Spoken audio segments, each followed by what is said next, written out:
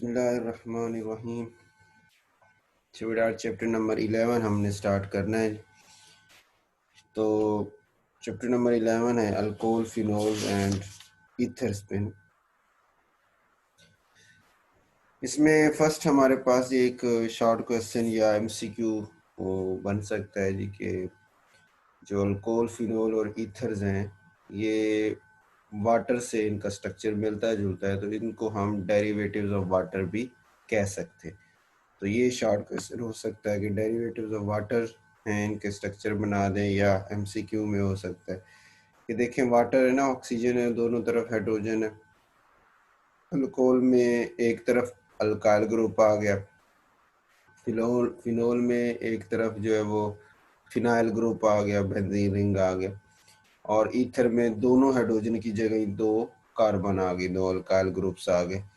तो इस वजह से ये वाटर से इनका स्ट्रक्चर मिलते जुलते होने की वजह से इनको डेरिवेटिव्स ऑफ वाटर का नाम दिया जाता है।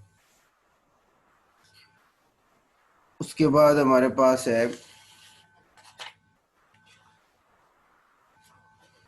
एक और एमसीक्यू हम बना सकते हैं कि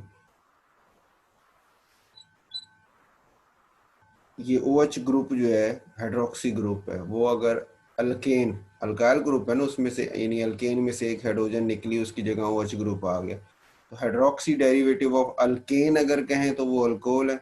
हाइड्रोक्सी डेरिवेटिव ऑफ बेंजीन अगर कहें तो वो फिनोल है।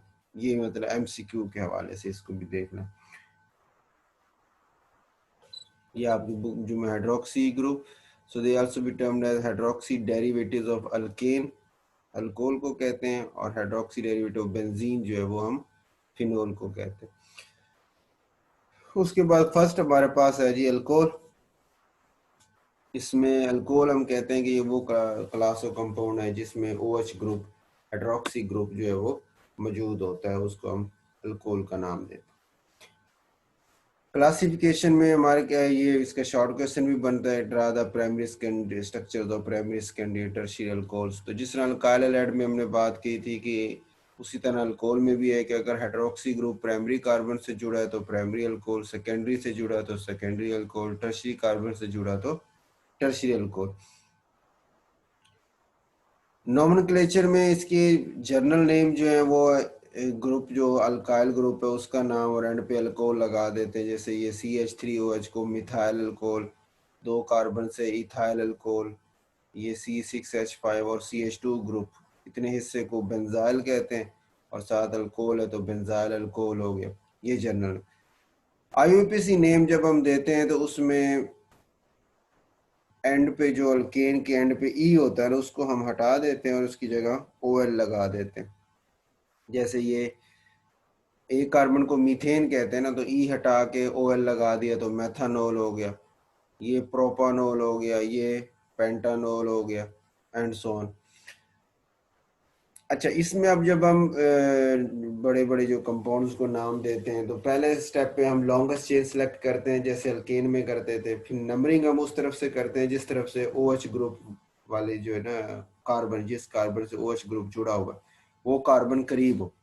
जैसे यहाँ पे ये 4 कार्बन की चेन होगी और OH ग्रुप इस साइड से करीब है तो ये नंबर 1 है, फिर 2 3 4 तो 1 ब्यूटानॉल हो गया, ये 1 2 3 4 2 पे आ गया तो 2 ब्यूटानॉल हो गया। इस तरह 1 2 ये आपका जो ग्लाइकोल जिसको कहते हैं ना, 1 2 इथेन डाइओल हो गया, 1 2 3 प्रोपेन ट्राइओल हो गया, एंड सो ऑन। इसको ग्लाइसिरोल भी आप बोलते हैं। ये पास पेपर में ना शॉर्ट क्वेश्चन में draw the structure of following compound में आया हुआ, ग्लाइकोल का स्ट्रक्चर ड्रा कर दें, ग्लाइसिरोल का स्ट्रक्चर ड्रा कर दें, ठीक हो। अच्छा, चौथे पॉइंट में उसने लिखा कि अगर अनसैचुरेटेड कंपाउंड हो, मतलब अल्कीन वगैरह डबल बॉन्ड भी मौजूद हो, तो फिर हम क्या करेंगे,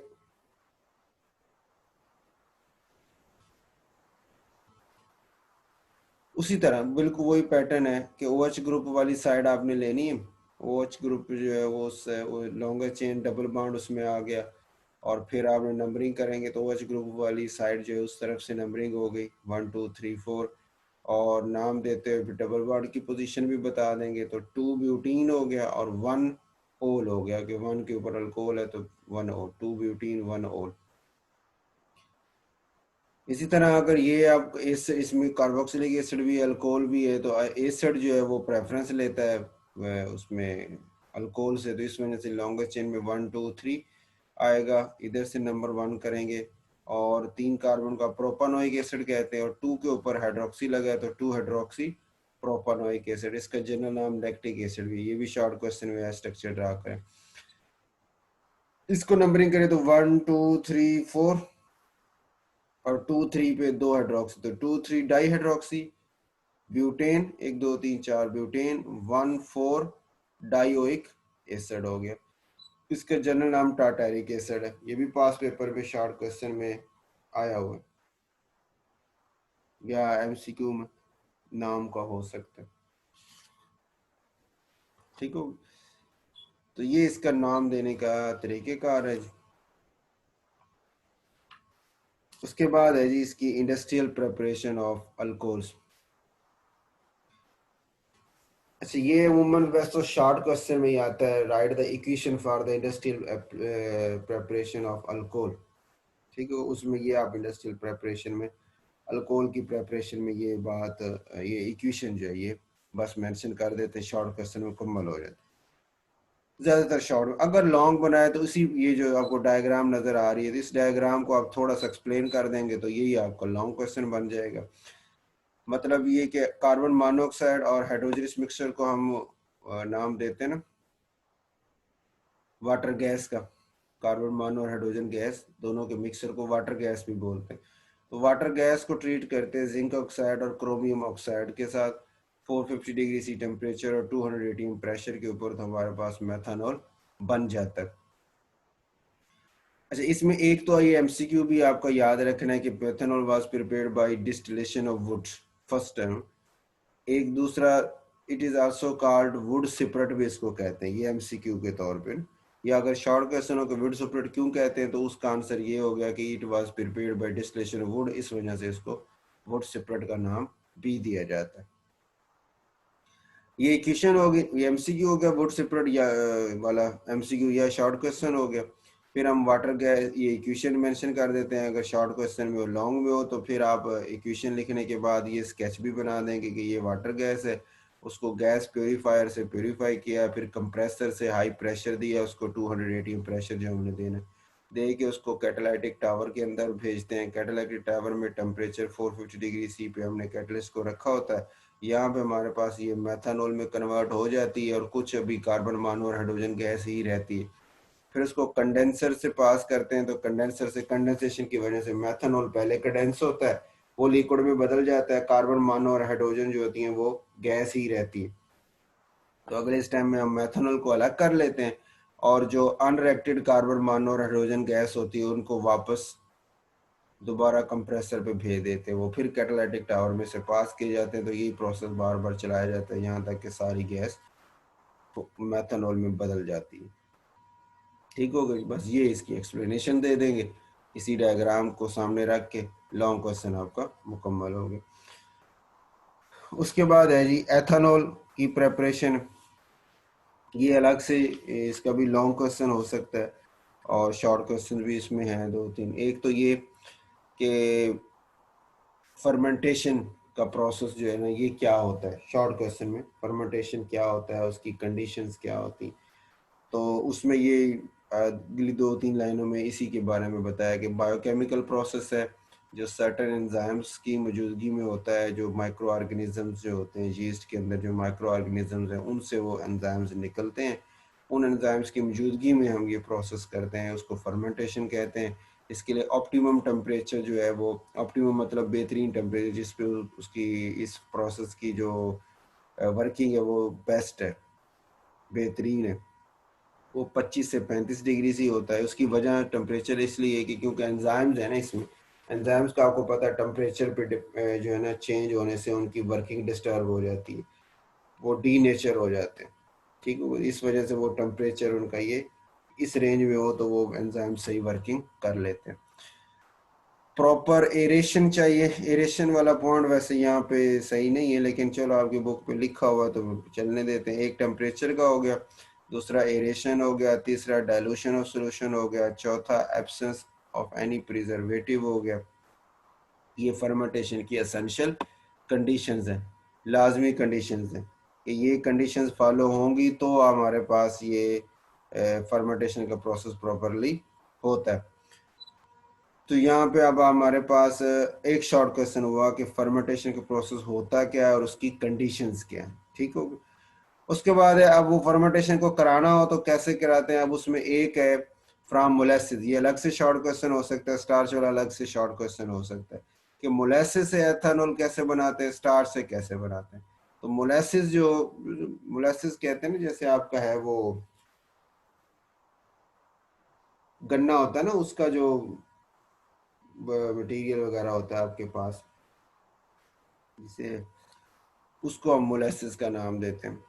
तो मोलेसिस जो है उसके पानी की यानी हेडोलिस, ये प्रोसेस हेडोलिसिस का ही है। तो मोलेसिस की हेडोलिसिस होती है इन्वर्टेज एंजाइम की मौजूदगी में, जो यीस्ट के अंदर होता है। तो वो मोलेसिस को ग्लूकोज और फ्रक्टोज में बदल देता है। ये एमसीक्यू में आपने याद रखना है कि मोलेसिस की हेडोलिसिस से हमें ग्लूकोज और फ्रक्टोज मिलते हैं। ग्लूकोज फिर जाइमेज की मौजूदगी में एथेनॉल और कार्बन डाइऑक्साइड देता है, प्लस हीट, ये एक्सोथर्मिक रिएक्शन होता है, हीट भी इसमें निकलती है। दूसरा है फ्रॉम स्टार्च, ये अलग से शॉर्ट क्वेश्चन भी हो सकता है। स्टार्च की बात करें तो उसमें हम कहते हैं स्टार्च की हेडोलिसिस करें तो डायस्टेज जो एंजाइम है वो उसको माल्टोज में बदलता है। माल्टोज की हेडोलिसिस होती है, वो ग्लूकोज के दो मालिक्यूल देता है और ग्लूकोज फिर जाइमेज की मौजूदगी में एथेनॉल और कार्बन डाइऑक्साइड गैस में कन्वर्ट हो जाता है।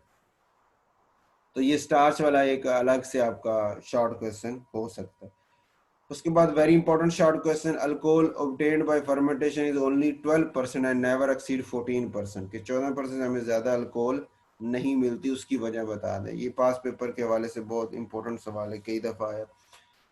वो कहते हैं उसकी वजह ये है कि इस लिमिट से आगे एंजाइम्स जो है ना वो इनएक्टिव हो जाते हैं, कि ये नहीं 14% से ज्यादा हमें जो है ना वो जो अल्कोहल है वो नहीं मिल सकती ना, कि इस परसेंटेज से ज्यादा। कंसंट्रेशन का फैक्टर भी एक ऐसा है, या पीएच का फैक्टर एक ऐसा है जो एंजाइम्स की वर्किंग को डिस्टर्ब कर सकते हैं। लेकिन अच्छा, एक पॉइंट, एक सवाल तो ये होगा कि हमें 14% ज्यादा क्यों नहीं मिलता। हमने बता दिया कि उससे ज्यादा एंजाइम जो है वो कंसंट्रेशन पे एंजाइम डी नेचर हो जाते हैं, काम करना बंद कर देते हैं, तो प्रोसेस रुक जाएगा। दूसरा पॉइंट ये हो गया कि अगर मैंने हासिल करना हो, मैंने 95% अल्कोहल हासिल करनी हो, तो फिर मैं क्या करूं। ठीक हो, तो फिर हम कहते हैं कि उसकी डिस्टिलेशन कर लें। वो जो 14% वाला है उसकी डिस्टिलेशन, बार बार डिस्टिलेशन कर लें तो हमें 95% तक अल्कोहल मिल जाती, जिसको रेक्टिफाइड सिपरेट भी बोलते हैं। 95% अल्कोहल को रेक्टिफाइड सिपरेट भी बोलते हैं और 99% को एब्सोल्यूट अल्कोहल बोलते हैं। अब वो 95 तक चला गया डिस्टिलेशन करके, एब्सोल्यूट अल्कोहल लेनी हो तो उसके लिए फिर हम रीडिस्टिलेशन कर लेते हैं और कैल्शियम ऑक्साइड जो है वो उसको भी यूज कर लेते हैं, जो मॉइस्चर वगैरह थोड़ा बहुत उसको भी एब्जॉर्ब कर लेता है। तो इस तरह हम 99% एब्सोल्यूट अल्कोहल तक पहुंच जाते हैं। तो यहाँ पे शॉर्ट क्वेश्चन ये भी बन जाता है कि आप रेक्टिफाइड अल्कोहल या एब्सोल्यूट अल्कोहल कैसे हासिल करेंगे। ठीक हो, तो उसको हम इस तरह करते हैं कि जी हम हमें तो 14% मिलता है, उसके बाद हम की उसकी distillation bar bar again and again distillation करते हैं, प्लस उसमें कैल्शियम ऑक्साइड को यूज कर लेते हैं जो मॉइस्चर को अब्जॉर्ब करता है। तो इस तरह हम एब्सोल्यूट अल्कोहल तक या रेक्टिफाइड अल्कोहल तक पहुंच जाते हैं।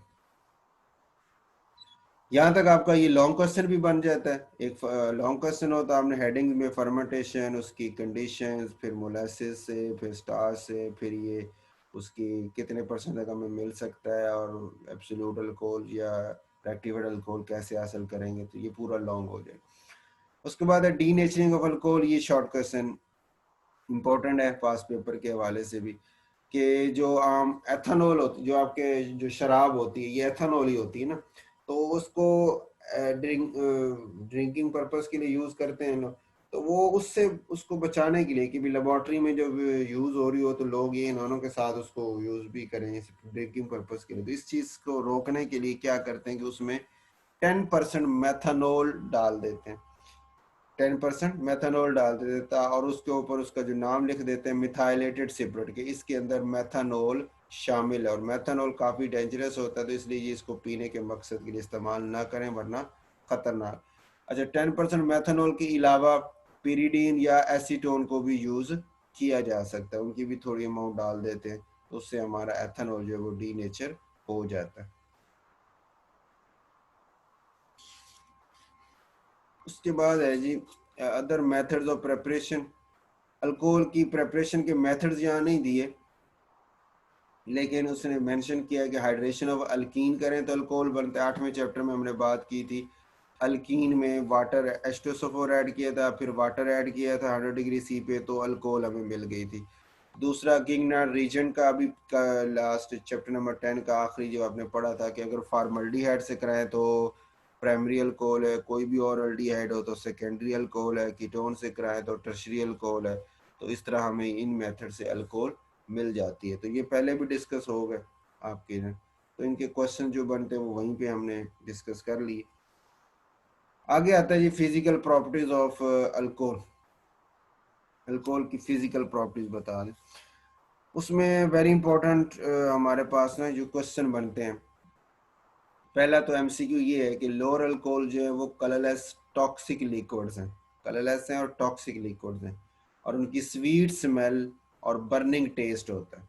स्मेल स्वीट होती है लेकिन टेस्ट उनका थोड़ा बर्निंग होता है, लेकिन टॉक्सिक होते हैं वो, कलरलेस है और टॉक्सिक है। ठीक हो, पानी में भी सॉल्युबल है लेकिन solubility decreases in higher alcohols. ये शॉर्ट क्वेश्चन आपके पास पहला है कि जो अल्कोहल्स की सॉल्युबिलिटी के, वाटर के अंदर सॉल्युबिलिटी को डिस्कस करें, या लोअर अल्कोहल्स पानी में हल होती, हायर अल्कोहल्स नहीं होती। तो हम कहते हैं जी कि जो अल्कोहल्स में आर ग्रुप है ये नॉन पोलर है ना, तो जितनी ये आर ग्रुप नॉन पोलर छोटा होगा उतनी उसकी सॉल्युबिलिटी ज़्यादा है। जैसे जैसे ये बड़ा होता जाता है तो उसकी नॉन पोलर ग्रुप की ज़्यादा होने की वजह से उसकी सॉल्युबिलिटी कम हो जाती है।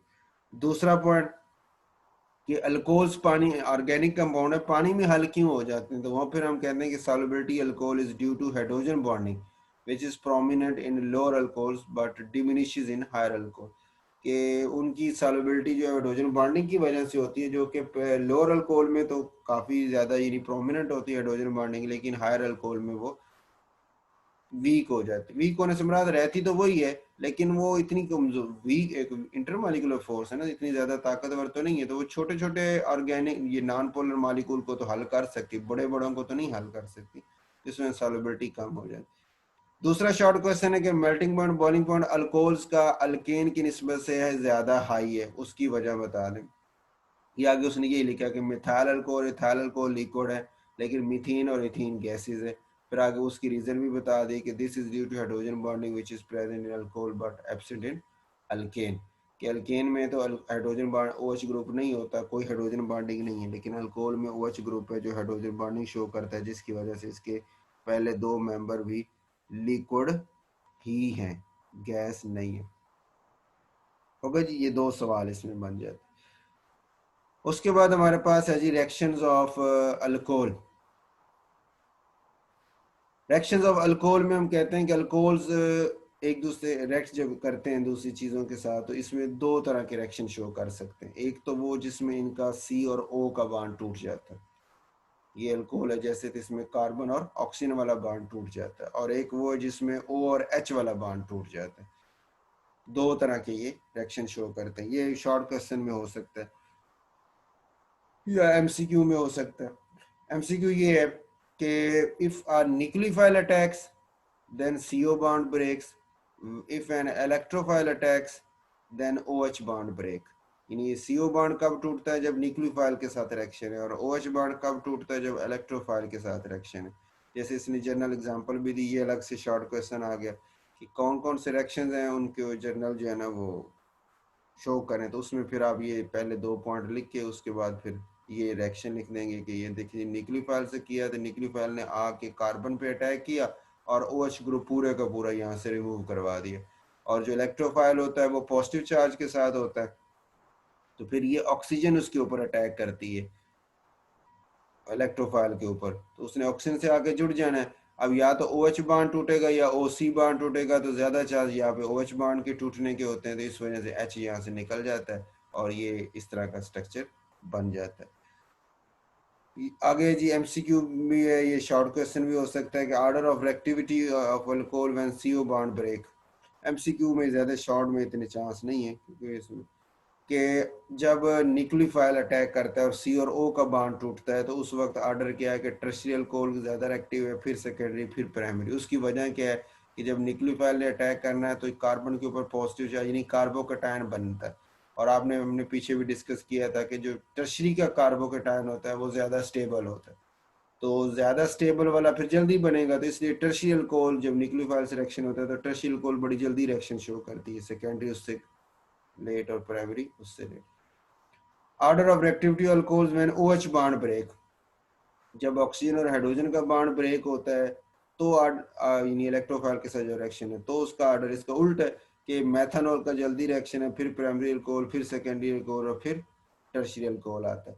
तो यानी रिएक्टिविटी में हमारे पास जो है वो मेथनॉल वो ज़्यादा रिएक्टिव बन जाता है जब इलेक्ट्रोफाइल की यानी ऑक्सीजन का जो लोन पेयर उसने इलेक्ट्रोफाइल पे अटैक करना होता है, तो उस केस में इस तरह ही हो। उसकी वजह ये भी हो सकती है कि आपके ये जो O माइनस आयन बनता है ना, इसमें अल्कोक्साइड बनता है, अब ये O माइनस ने उस सिस्टम उस सोल्यूशन के अंदर डिजॉल्व होना है, तो जितना ये नॉन पोलर पार्ट जो है वो छोटा होगा उतनी उसकी सॉल्युबिलिटी ज़्यादा होगी, वो फिर जल्दी भाग के आएगा। बड़ा होगा तो फिर सॉल्युबिलिटी थोड़ी कम हो जाएगी, तो फिर उसकी रेट जो है वो कम हो जाता है। तो ये अगर शॉर्ट क्वेश्चन हो तो उसमें आप इस तरह आंसर दे सकते हैं, लेकिन MCQ में आप ज़्यादा चांस है कि CO बाउंड बोली को तो क्या ऑर्डर है और OH बाउंड हो तो क्या ऑर्डर है। ठीक है, उसके बाद एग्जांपल है जी, ये भी अलग से शॉर्ट क्वेश्चन बनता है कि right gives to examples in which CO bound is broken, give two example in which OH bound is broken. ठीक है, जैसे ये अल्कोहल का थायोन अल्कोहलाइड के साथ अपने अल्काइल हाइड की प्रेपरेशन में रिएक्शन डिस्कस किया था, पिरीडीन की मौजूदगी में अल्काइल हैलाइड बनता है, SO2 गैस और HCl बनती है। अल्कोहल को HCl से रिएक्शन कराएं ZnCl2 की मौजूदगी, ये भी अल्काइल हाइड की प्रेपरेशन में हमने बात की थी। फिर अल्कोहल को अमोनिया के साथ रिएक्शन कराएं थोरियम ऑक्साइड की मौजूदगी में, तो H और OH मिलकर वाटर बन जाता है और NH2 ग्रुप उसकी जगह जाके जुड़ जाता है, इथाइल अमीन बन जाता है प्लस वाटर। फिर दूसरा शॉर्ट क्वेश्चन है कि reactions involving the cleavage of OH bond में जिनमें टूट रहा हो उनके बारे में बताएं। उसमें हम फिर कहते हैं कि अब ये OH ग्रुप है, इसमें H थोड़ा सा इस अल्कोहल जो है एसिडिक भी होता है, तो सोडियम मेटल आकर यहाँ से हाइड्रोजन को रिप्लेस कर देती है और खुद उसकी जगह जुड़ के साल्ट बना देती है। इसको सोडियम एथ ऑक्साइड, ये इथेन है ना, इथेन से एथ ऑक्साइड, मीथेन से methoxide, propoxide and so on. तो सोडियम मेटल से रिएक्शन करवाया अल्कोहल को, तो हमारे पास ये इस तरह बन जाते हैं, यानी एथ ऑक्साइड वगैरह बन जाते हैं। दूसरा ये कि अल्कोहल को गिग्नर रीजेंट से रिएक्शन करवाएं, ये हमने 10वें चैप्टर में डिस्कस किया, तो अल्केन बनती है। और तीसरा है अल्कोहल को कार्बोक्सिलिक एसिड से रिएक्शन कराएं H2SO4 की मौजूदगी में, तो एस्टर बनता है और वाटर बनता है। ये 13वें चैप्टर में रिएक्शन ये आ जाएगा। तो इसको इथाइल एसीटेट का नाम दे, इथाइल ग्रुप ये वाला जो अल्कोहल की तरफ से आया ना, ये वाला इथाइल कहते हैं, और ये दो कार्बन को एसिटिक एसिड से एसीटेट हो गया, तो इथाइल एसीटेट हो गया। ठीक होगी। उसके बाद हमारे पास है जी some other reactions of alcohol, alcohol के दूसरे जो रिएक्शंस हैं उसमें ऑक्सीडेशन है कि ये हमने पीछे भी बात की थी कि जो प्राइमरी अल्कोहल होती है ना उसकी जब ऑक्सीडेशन होती है तो हमें अल्डिहाइड मिलता है, सेकेंडरी अल्कोहल की ऑक्सीडेशन करें तो कीटोन मिलती है, और टर्शियरी अल्कोहल की ऑक्सीडेशन करें ऑक्सीडाइजिंग एजेंट से रिएक्शन कराएं तो इसकी मजीद तो डबल बॉन्ड और नहीं हो सकता ना, कि कार्बन के 5 बॉन्ड तो होते हैं, तो एलिमिनेशन हो जाती है कि OH और H यहाँ से निकल जाते हैं, दरमियान में डबल बॉन्ड बन जाता है, तो अल्कीन बन जाती है। तो एक तो MCQ के तौर पर याद रखना है कि टर्शियरी अल्कोहल जो होते हैं वो उनकी जो है ना ऑक्सीडेशन डाइजिंग एजेंट से जब रिएक्शन करवाया जाता है तो वो अल्कीन प्रोड्यूस करते हैं। ये MCQ हो गया। और वैसे शॉर्ट क्वेश्चन बनता है discuss the oxidation of alcohol, उसमें ये 3 रिएक्शन आ जाएंगे कि प्राइमरी अल्कोहल से अल्डिहाइड MCQ के तौर पे भी याद रखना है, सेकेंडरी अल्कोहल कीटोन देती है और टर्शियरी अल्कोहल अल्कीन देती है।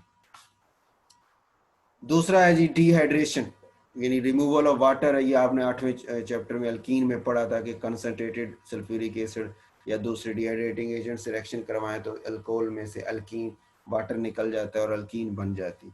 अब यहाँ पे उसने ये आपकी इसकी एक्सरसाइज में भी आपको ये सवाल है और पास पेपर में भी आया हुआ इंपॉर्टेंट है कि कंसनट्रेटेड सल्फ्यूरिक एसिड से दो कंडीशंस है, एक 180 डिग्री सी, एक 140 डिग्री सी। 180 डिग्री सी पे करवाएं तो अल्कीन बनती है प्लस वाटर है, और 140 डिग्री सी पे कराएं तो ईथर बनता है प्लस वाटर। ईथर का मतलब ये कि दो अल्कोहल के मालिक्यूल हो ना, ये देख ना, दो मालिक्यूल हो तो दोनों में से H और OH मिलके वाटर निकल जाए तो फिर ये C2H5O इस C2H5 से जुड़ जाएगा तो ये वाला ईथर का स्ट्रक्चर बन जाएगा।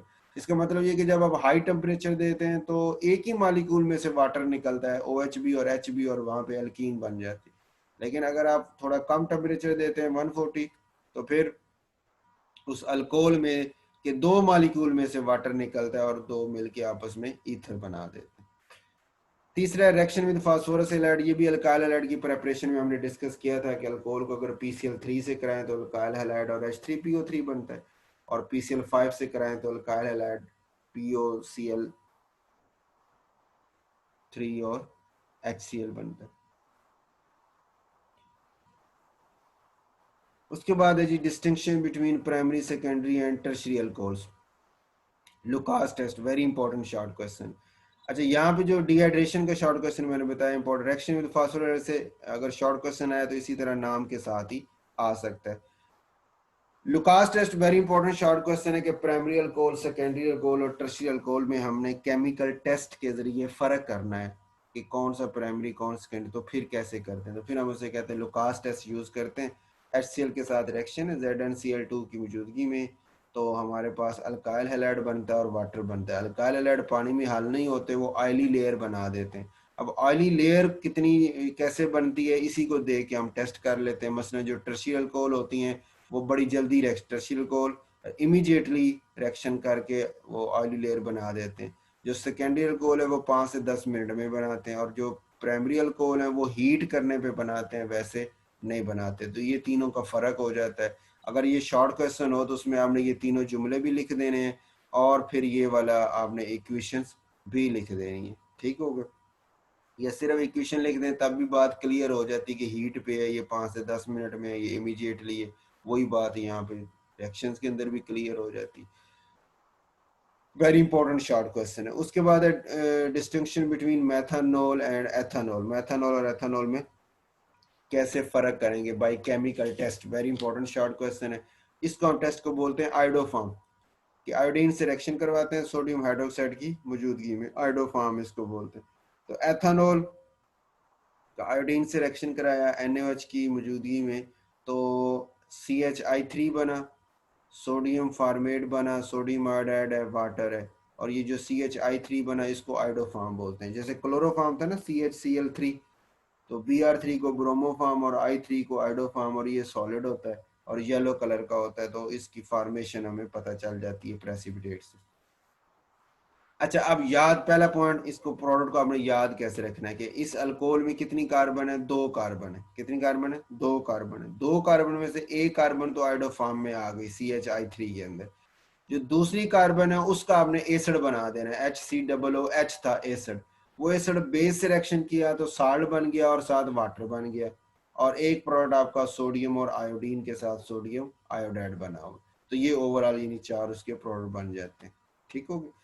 अच्छा, मेथनॉल ये वाला टेस्ट नहीं देता, वो उसको येलो 50 नहीं देता और सिर्फ एथेनॉल देता है, तो ये दोनों में फर्क हो जाता है। ये शॉर्ट क्वेश्चन आपका मुकम्मल हो जाता है।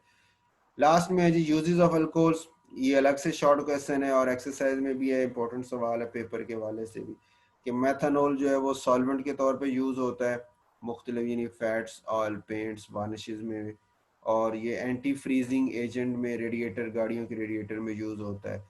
जो एथेनॉल है वो भी सॉल्वेंट के तौर पे यूज होता है, ड्रिंकिंग पर्पस के लिए यूज होता है, फ्यूल के तौर पे कुछ मुल्कों में यूज होता है, फार्मास्यूटिकल प्रेपरेशन, मेडिसिन वगैरह, ये शरबत वगैरह, उनके अंदर वो सॉल्वेंट के तौर पे यूज हो रहा होता है।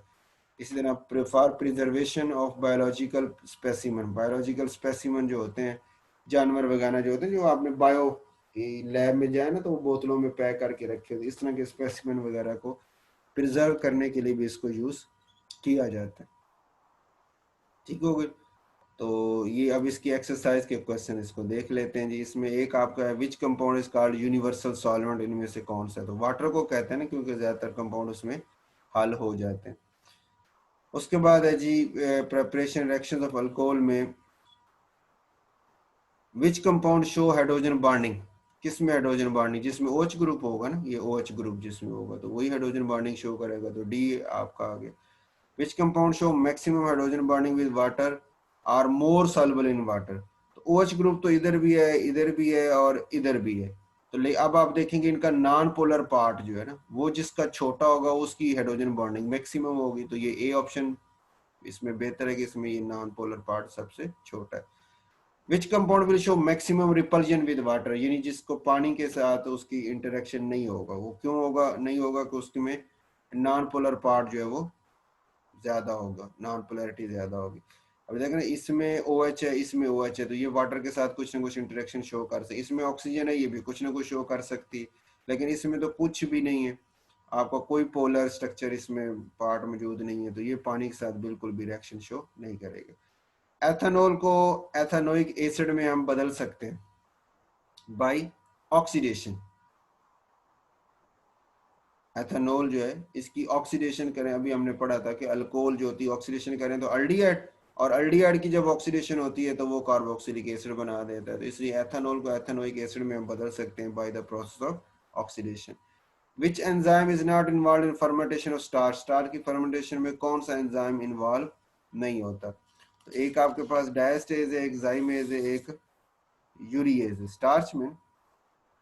तो डायस्टेज भी था पहले स्टेम में, जाइमेज आखिरी स्टेम में था, यूरिएज भी नहीं था, और इन्वर्टेज भी वैसे आया था मोलासिस के अंदर, स्टार्च के अंदर नहीं था। तो ऑप्शन तो यहाँ दोनों बन सकती हैं, लेकिन ज्यादातर यही देखा कि यूरिएज को टिक करते हैं लोग ना, तो इस आप भी इसी को टिक कर लें ताकि अगर पेपर में आ जाए तो आंसर आपका ठीक हो।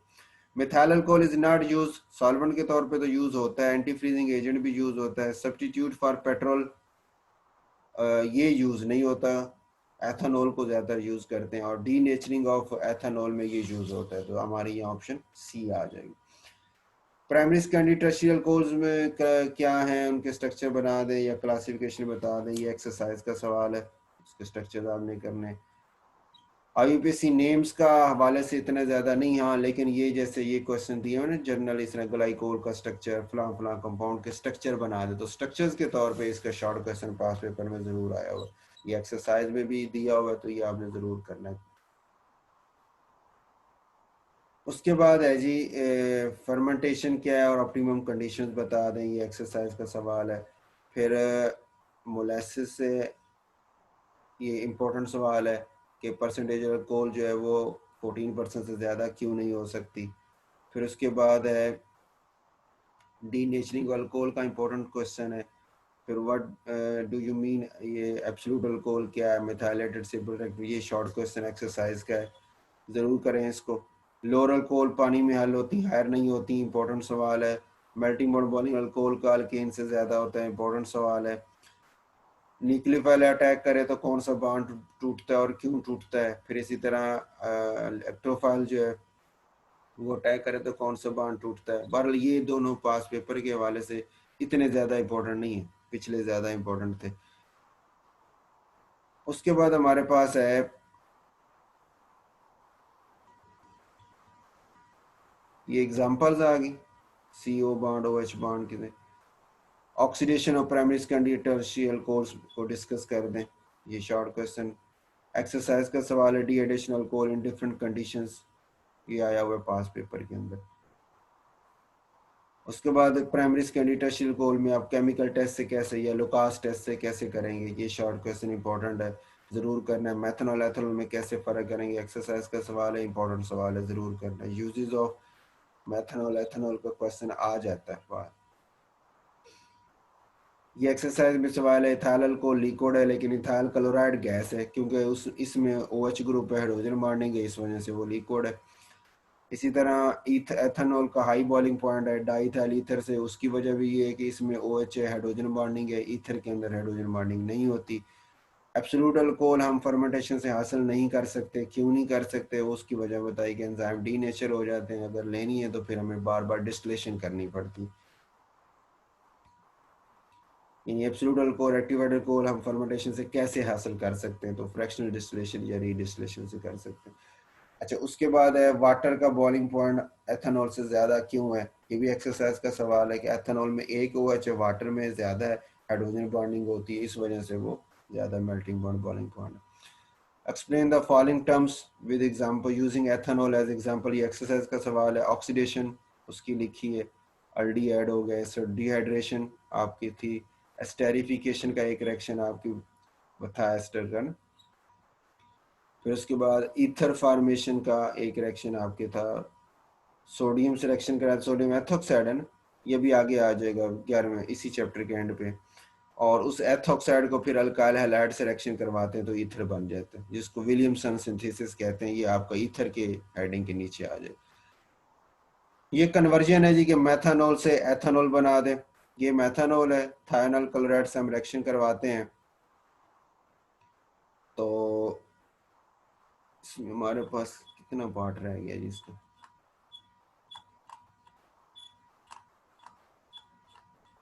बस बाकी तो आगे स्कीम दे कन्वर्जेंस का मैं बता देता हूँ, 1-2 मिनट में बस। फिर इसका अच्छा, मेथानॉल है ना, एक कार्बन से हमने दो बनानी, तो पहले तो अल्काइल हैलाइड बना लिया थायोनाइल क्लोराइड से, फिर सोडियम से रिएक्शन करा के वो अल्काइल ग्रुप डबल हो गया वर्ड्स रिएक्शन में, ठीक हो गया। फिर जो डबल हुआ उसकी क्लोरीनेशन की है और फिर एक्वस की वजह से किया तो अल्कोहल बन गया। एक्वस से वो सब्स्टिट्यूशन होगी ना, Cl की जगह OH ग्रुप जुड़ गया, अल्कोहल आ जाए। एथेनॉल से मेथानॉल हो तो पहले तो ऑक्सीडेशन करके एसिड बना लें, फिर साल्ट बना लें, और साल्ट को आपने पढ़ा था सोडा लाइम से रिएक्शन करें तो मीथेन बन जाता है, उसकी क्लोरीनेशन कर लें और फिर एक्वस से करवाएंगे तो अल्कोहल बन जाएगी, ठीक हो। इसके बाद है जी, एथेनॉल से आइसोप्रोपाइल अल्कोहल बनाना है। एथेनॉल से आइसोप्रोपाइल अल्कोहल, ये यानी सेकेंडरी अल्कोहल बनानी, तो पहले एथेनॉल की ऑक्सीडेशन करके एल्डिहाइड बना लिया, और एसिटल्डिहाइड, और एसिटल्डिहाइड का आपको पता है कि इग्ना रीजेंट से रिएक्शन कराएं तो सेकेंडरी अल्कोहल बना देती। फॉर्मल्डिहाइड से एथेनॉल, फॉर्मल्डिहाइड प्राइमरी अल्कोहल बनाती है, तो गिरिग्ना रीजेंट से डायरेक्ट रिएक्शन करवाएंगे तो प्राइमरी अल्कोहल है। एसीटोन से इथाइल अल्कोहल, कीटोन जो है उससे इथाइल अल्कोहल, तो पहले उसकी रिडक्शन करके सेकेंडरी अल्कोहल बनाई, फिर डिहाइड्रेशन करके अल्कीन बना ली। जो अल्कीन है उसकी ओजोनोलाइसिस की तो एसिटल्डिहाइड भी बना और फॉर्मल्डिहाइड भी बना। एसिटल्डिहाइड की रिडक्शन करके एथेनॉल ले रही है। एथेनॉल से एस्टिक एसिड है तो ऑक्सीडेशन करेंगे तो अल्डिहाइड है, फिर ऑक्सीडेशन होगी तो एसिड आपको मिल जाएगा, ठीक है। ये इसके रूल्स भी लिखे हुए हैं, अगर लॉन्ग क्वेश्चन हो तो, वैसे चांस नहीं है। ये आपका इंडस्ट्रियल प्रिपरेशन वाला जो है ये भी लॉन्ग क्वेश्चन अगर हो तो एथेनॉल का। और फिर उसके बाद हमारे पास है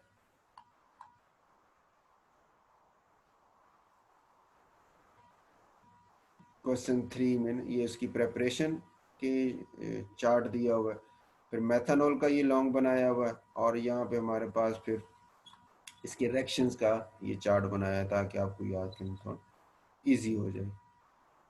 चलें, ये अल्कोहल वाला हमारा मुकम्मल होता है, बाकी पे